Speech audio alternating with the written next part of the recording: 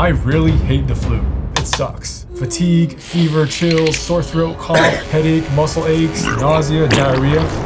No thank you. That's why I get the flu shot every year, because even if I do get the flu, it will at least help mitigate those symptoms. But whether you receive the flu shot or not, if you have the flu, I'm going to share with you 6 specific things that you can do to recover from the flu as soon as possible.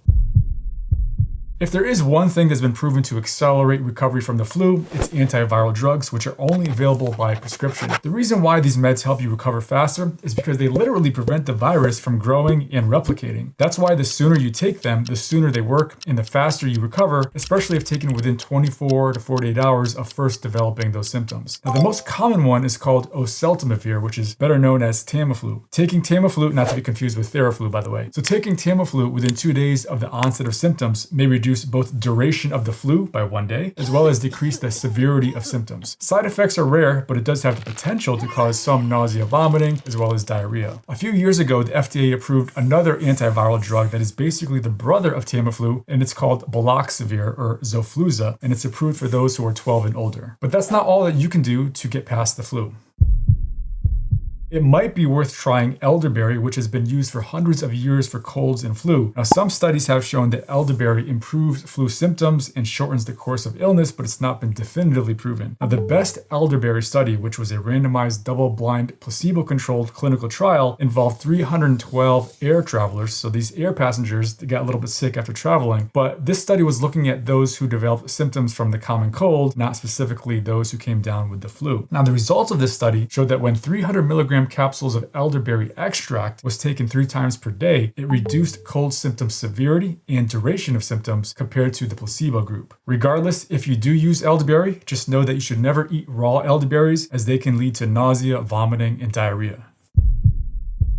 Okay, time for some symptomatic relief. You walk into your local drugstore and you see only a million different options to get you better. Some of them are used to deal with specific symptoms like stuffy nose, while others help alleviate multiple flu symptoms all at once. Pain relievers like acetaminophen, Tylenol, help reduce fever, headache, and body aches. In general, it's best not to take more than 3 grams of acetaminophen in a 24-hour time frame. The more acetaminophen you take, the higher the likelihood you'll incur some liver damage. So just know no more than 3 grams per 24-hour period. Also be aware that most of these over-the-counter meds for cold and flu contain acetaminophen, so if you start mixing and matching different over-the-counter drugs, there's a high potential that you could reach or go over that 3-gram threshold. A more potent pain reliever would be something like ibuprofen, which is an NSAID, meaning it's a non-steroidal anti-inflammatory drug, which also means it actually reduces inflammation in the body, unlike acetaminophen. So NSAIDs in general are very much a double-edged sword, because while they're great at alleviating pain and inflammation, they also have a potential for a lot of side effects. But those side effects usually occur when taking them on a long-term basis, things like kidney damage, liver damage, stomach ulcers, and more. But short-term, they're generally very safe. Maybe you're stuffy and you want some decongestants like pseudoephedrine, aka Sudafed, to help open up your nasal passages and relieve pressure in your sinuses. Does it work?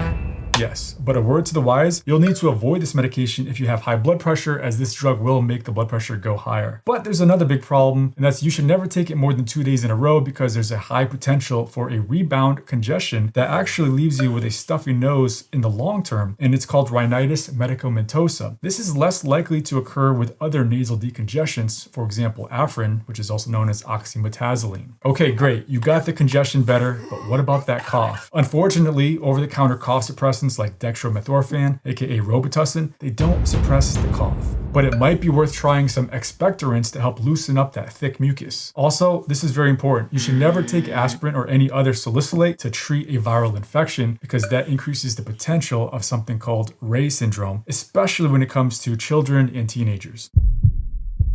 Stay hydrated. It's easy to become dehydrated when battling the flu for 2 main reasons. 1, fever makes you lose water, as does vomiting and diarrhea if you have that as well. 2, your thirst is likely diminished if you're nauseated. The best thing to drink is water, and the worst things to drink include caffeine and alcohol, because those will make you lose water. Ideally, sugary drinks should also be avoided, because our immune system works best when we have normal glucose levels. Nothing wrong with a little herbal tea with some honey in it, just don't overdo it. And sometimes IV fluids are needed in case you can't keep down what you drink. The reason the flu makes you feel like crap is because your immune system is literally at war with the virus, and the collateral damage that stems from all that inflammation leaves you feeling with those nasty symptoms. This is why NSAIDs help to alleviate those symptoms, because they fight that inflammation. But there's something else that you can do to keep that inflammation down, and that's eat certain types of food and avoid certain types of food. So this means eating foods that have fiber, antioxidants, vitamins and minerals, including vitamins C and D and zinc. Also, you want to eat omega-3 fatty acids and avoiding the bad things that generate inflammation, like sugar. The simple solution here is to eat unprocessed food. This way you achieve all those things at once. Probably the most underrated component of recovering from the flu is to get as much sleep and rest as possible. During a flu illness, your body is stressed out as your immune system is constantly battling that influenza virus. So do your immune system a solid and give it all the energy it needs to win that battle by resting and sleeping as much as possible.